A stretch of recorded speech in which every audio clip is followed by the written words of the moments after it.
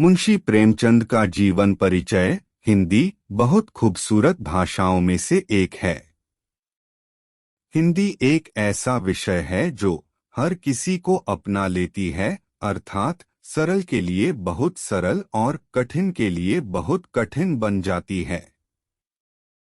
हिंदी को हर दिन एक नया रूप, एक नई पहचान देने वाले थे उसके साहित्यकार, उसके लेखक। उन्हीं में से एक महान छवि थी मुंशी प्रेमचंद की। वे एक ऐसी प्रतिभाशाली व्यक्तित्व के धनी थे जिसने हिंदी विषय की काया पलट दी। वे एक ऐसे लेखक थे जो समय के साथ बदलते गए और हिंदी साहित्य को आधुनिक रूप प्रदान किया। मुंशी प्रेमचंद ने सरल सहज हिंदी को ऐसा साहित्य प्रदान किया जिसे लोग कभी नहीं भूल सकते। बड़ी कठिन परिस्थितियों का सामना करते हुए हिंदी जैसे खूबसूरत विषय में अपनी अमिट छाप छोड़ी। मुंशी प्रेमचंद हिंदी के लेखक ही नहीं बल्कि एक महान साहित्यकार, नाटककार, उपन्यासकार जैसी बहुमुखी प्रतिभा के धनी थे। आगे हम मुंशी प्रेमचंद जी के सुंदर व्यक्तित्व और संपूर्ण जीवन का वर्णन करेंगे। जीवन परिचय, शिक्षा, विवाह, कार्यशैली, प्रमुख रचनाओं के नाम, प्रमुख कथन। मुंशी प्रेमचंद जी की जीवनी 31 जुलाई 1880 को बनारस के एक छोटे से गांव लम्ही में, जहां प्रेमचंद जी का जन्म हुआ था। प्रेमचंद जी एक छोटे और सामान्य परिवार से थे। उनके दादाजी गुरसहार राय जो कि पटवारी थे और पिता अजायब राय जो कि पोस्ट मास्टर थे। बचपन से ही उनका जीवन बहुत ही संघर्षों से गुजरा था। जब प्रेमचंद जी महज 8 वर्ष की उम्र में थे तब एक गंभीर बीमारी में उनकी माताजी का देहांत हो गया।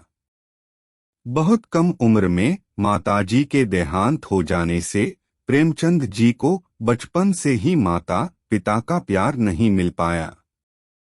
सरकारी नौकरी के चलते पिताजी का तबादला गोरखपुर हुआ और कुछ समय बाद पिताजी ने दूसरा विवाह कर लिया। सौतेली माता ने कभी प्रेमचंद जी को पूर्ण रूप से नहीं अपनाया। उनका बचपन से ही हिंदी की तरफ एक अलग ही लगाव था, जिसके लिए उन्होंने स्वयं प्रयास करना प्रारंभ किया और छोटे छोटे उपन्यास से इसकी शुरुआत की। अपनी रुचि के अनुसार छोटे छोटे उपन्यास पढ़ा करते थे। पढ़ने की इसी रुचि के साथ उन्होंने एक पुस्तकों के थोक व्यापारी के यहाँ पर नौकरी करना प्रारंभ कर दिया, जिससे वह अपना पूरा दिन पुस्तक पढ़ने के अपने इस शौक को भी पूरा करते रहे। प्रेमचंद जी बहुत ही सरल और सहज स्वभाव के, दयालु प्रवृत्ति के थे। कभी किसी से बिना बात बहस नहीं करते थे, दूसरों की मदद के लिए सदा तत्पर रहते थे। ईश्वर के प्रति अपार श्रद्धा रखते थे। घर की तंगी को दूर करने के लिए सबसे प्रारंभ में एक वकील के यहाँ 5 रुपए मासिक वेतन पर नौकरी की। धीरे धीरे उन्होंने खुद को हर विषय में पारंगत किया, जिसका फायदा उन्हें आगे जाकर मिला, एक अच्छी नौकरी के रूप में मिला और एक मिशनरी विद्यालय के प्रधानाचार्य के रूप में नियुक्त किए गए। हर तरह का संघर्ष उन्होंने हंसते हंसते किया और अंत में 8 अक्टूबर 1936 को अपनी अंतिम सांस ली। मुंशी प्रेमचंद की शिक्षा। प्रेमचंद जी की प्रारंभिक शिक्षा 7 साल की उम्र से अपने ही गांव लम्ही के एक छोटे से मदरसा से शुरू हुई थी। मदरसा में रहकर उन्होंने हिंदी के साथ उर्दू व थोड़ा बहुत अंग्रेजी भाषा का भी ज्ञान प्राप्त किया।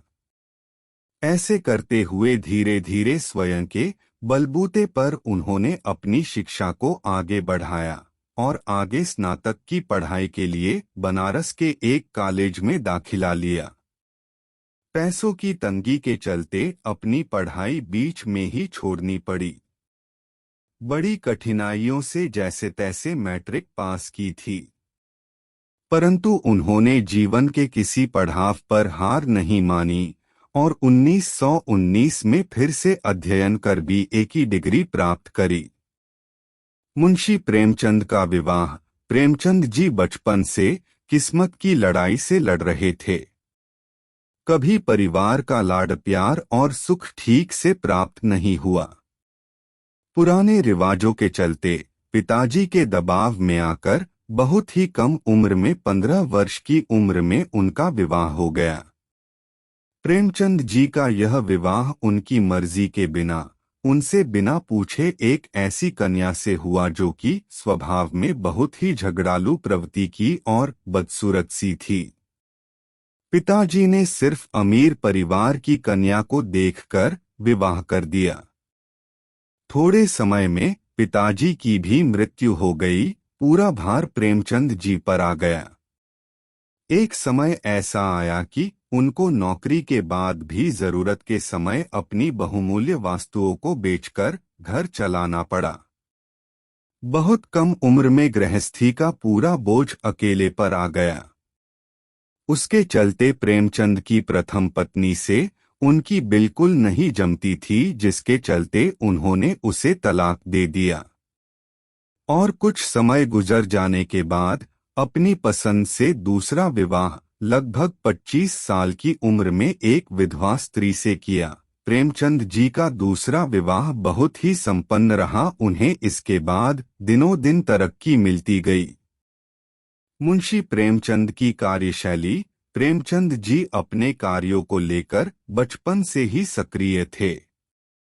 बहुत कठिनाइयों के बावजूद भी उन्होंने आखिरी समय तक हार नहीं मानी और अंतिम क्षण तक कुछ ना कुछ करते रहे और हिंदी ही नहीं उर्दू में भी अपनी अमूल्य लेखन छोड़कर गए।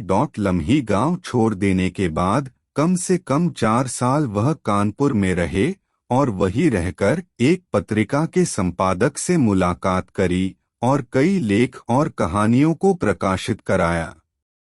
इस बीच स्वतंत्रता आंदोलन के लिए भी कई कविताएं लिखी। धीरे धीरे उनकी कहानियों, कविताओं, लेख आदि को लोगों की तरफ से बहुत सराहना मिलने लगी, जिसके चलते उनकी पदोन्नति हुई और गोरखपुर तबादला हो गया।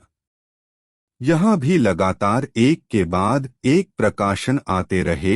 इस बीच उन्होंने महात्मा गांधी के आंदोलनों में भी उनका साथ देकर अपनी सक्रिय भागीदारी रखी।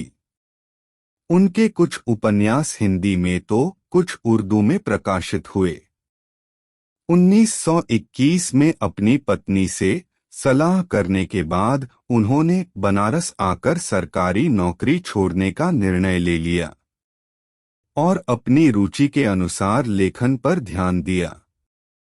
एक समय के बाद अपनी लेखन रुचि में नया बदलाव लाने के लिए उन्होंने सिनेमा जगत में अपनी किस्मत आजमाने पर जोर दिया और वह मुंबई पहुंच गए और कुछ फिल्मों की स्क्रिप्ट भी लिखी, परंतु किस्मत ने साथ नहीं दिया और वह फिल्म पूरी नहीं बन पाई, जिससे प्रेमचंद जी को नुकसानी उठानी पड़ी और आखिरकार उन्होंने मुंबई छोड़ने का निर्णय लिया और पुनः बनारस आ गए। इस तरह जीवन में हर एक प्रयास और मेहनत कर उन्होंने आखिरी सांस तक प्रयत्न किए। प्रेमचंद जी की प्रमुख रचनाओं के नाम देखा जाए तो मुंशी प्रेमचंद जी की सभी रचनाएं प्रमुख थी। किसी को भी अलग से संबोधित नहीं किया जा सकता और उन्होंने हर तरह की अनेकों रचनाएं लिखी थी जो हम बचपन से हिंदी में पढ़ते आ रहे हैं।